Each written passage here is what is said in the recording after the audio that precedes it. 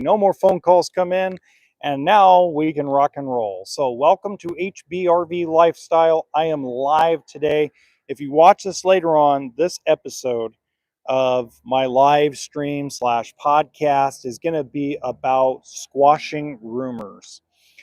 Um, there is a rumor going around that has been posted on social media in a private Facebook group that was screenshotted and sent to me. And it was made by an account. So I'm going to be specific here because I want to make sure that I don't come out accusatory. But there was an account that is with the name of a person that is an owner of an RV manufacturer. I do not know if this person actually controls their own Facebook or if it's a fake account. Don't really care. It's still a rumor that was screenshotted and posted into a Facebook group saying that I am paid close to $200,000 a year by Forest River RV to give bad reviews about certain RV manufacturers. Okay. Then at the bottom of that post, there is a corporate RV dealership YouTuber that decided to second that and say, yes, he knows that is fact and that he can confirm it because he's talked to several higher ups at Forest River and they do pay him that insane amount of money. So let me start with this. If I was making $20,000 a month, let's say Doug Getter, the new president and CEO of Forest River RV, obviously he took over, and of course, God rest his soul, Pete Legal passed away. If Doug Getter and I were on such great speaking terms that he was paying me close to 20 grand a month to do bad reviews for certain RV manufacturers, do you think I would be driving Uber at night? Do you think that I would be living in a travel trailer on a lot? Do you think that for the last year I would be living in and out of a car? Do you think that my kids and their mother would be living in a fifth wheel on 20 acres of property in Oregon on my mom's property? I don't think so. Do you think I'd be $85,000 in credit card debt? So think about that logically for a second. First off, you can guess who the owner of the RV manufacturer is, or the owner is. You can guess who the person is all you want. I'm not going to announce it, anything of that nature. Because again, this post can be removed tomorrow. And more than likely, whoever this person is going to remove their post tomorrow once they figure out what a dumbass comment that was. But let's look at some facts. Let's say that Forest River was doing that. Well, wouldn't Forest River also tell me that I couldn't talk crap about their product if they were paying me that much money? Oh, wait a minute. I talk crap about Coachman Catalina, which is, again, one of my favorite products to sell, but they had a bunch of recall problems and a bunch of issues for about the last 3 years. Would I be talking crap about Riverstone, which is their luxury fifth wheel line? Would I have been on their ass about the Dexter axle and the braking issues and electrical issues they were having for about 4 months? Probably wouldn't have brought that up. So let's think about this logically.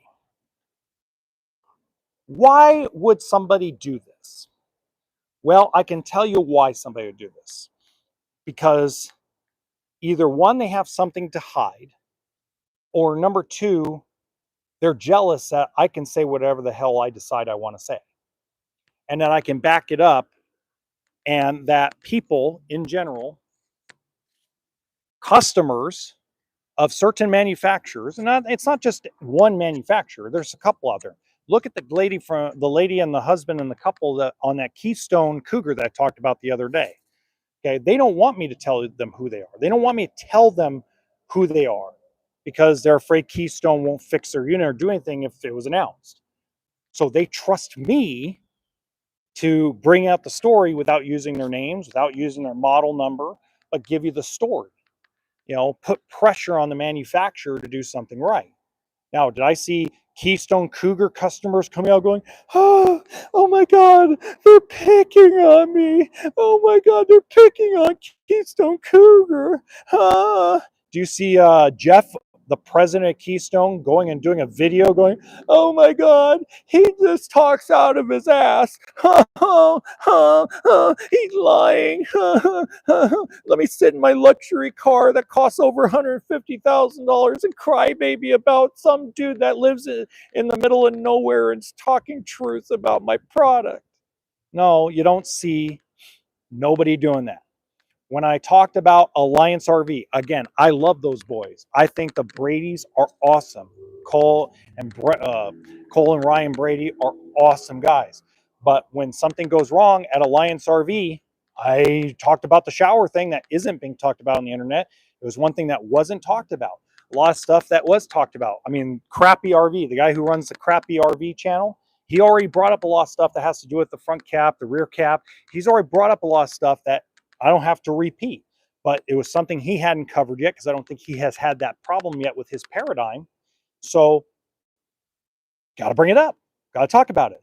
Now, did the Bradys or Bill Martin come on and go, oh my God, he's lying. He's picking on us. Where? No. So, whoever, and I'll let you guess, I'm talking about Nate Goldenberg when it comes to the video. I'm not going to mention who the Facebook post is from. You guys can guess that. If you're part of that Facebook group, you already know who this owner is, okay? And it's like, why are you crybabying about me, right? Why don't you worry about the customer? Let's talk facts here. Why don't you worry? Why are your customers reaching out to me? Why are your customers reaching out to Greg Carson? Why are your customers reaching out to Liz Amazing? Why are your customers reaching out to people that aren't you? And that goes for everybody. That's not just this manufacturer. That goes for Grand Design. That goes for Brinkley. That goes for Keystone. That goes for Jayco. That goes for Thor Motor Coach. It goes for Winnebago Motorhomes. It goes for Forest River, Coachman, Primetime. It goes for Rockwood. It goes for Flagstaff. It goes for stuff I love to sell and for stuff I'm not a fan of. Why are your customers reaching out to me when they should be reaching out to you? They should feel like you're taking care of them. So instead of bitching and complaining about me on Facebook in a private Facebook group and coming up with a rumor and a lie about something Forest River RV is doing and giving me money, why don't you take that energy, okay, roll it up real nice, turn that sumbitch sideways and stick it straight up your candy ass and get on top of your customers and get on top of your problems and take care of people. Fact of life. There's no point in spreading rumors about little old me. I only got 17,000 subscribers. I break 1,000,000 views a month. Hello, and then you pick on Liz Amazing. Now Liz doesn't look. I understand why people pick on Liz. Okay, they're scared of Liz because Liz don't give a shit because Liz has no skin in the game. Okay, I may not agree with her style and what she does, but it doesn't mean I don't respect what she does. Okay, I respect capitalism and I respect people that make money. Okay, so I have absolutely nothing personal against Liz Amazing. Yet people threaten her all the time, talk crap to her. And it's like, come on, guys. Let's think about this for a second. If you take care, and this goes for anything. This goes for cars, boats, TVs, Blu-ray players, if that's still a thing, internet providers. If you took care of the customer and they felt like they were being taken care of, they wouldn't come to me. I wouldn't have anything to say. I would have a whole different way of having to do my podcast.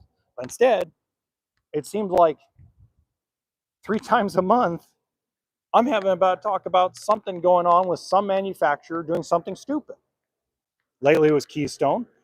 Earlier, it was Brinkley. At some point, it was Coachman Freedom Express. At some point, it was Palomino RV, which, by the way, I do enjoy some Palomino products, including the Puma Destination trailers. At some point, I've had to, slap out and crap out on Tiffin Motorhomes. So it's like, I know most people don't want to hear this, And I know most dealerships don't want to hear this, but not everything's sunshine and rainbows, but not everything's Armageddon either. So why don't you actually, and this is what I would tell you.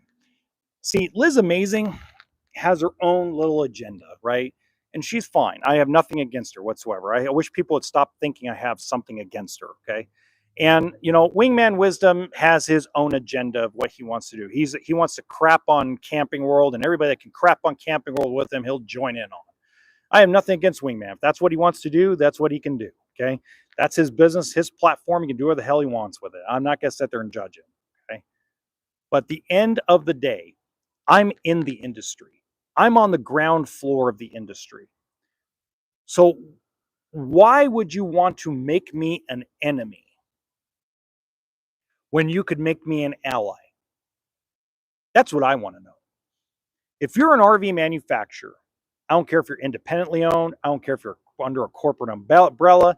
I don't care if you're a part of an investment group that sells every 4 to 5 years. I don't care if you're a guy that started at the bottom putting together axles and worked his way up to CEO. Okay. Why don't you make me a friend and an ally? Hi, Shaquille. Why don't you make me someone that can help you improve what's going on instead of making me out to be this villain that's only he's after everybody.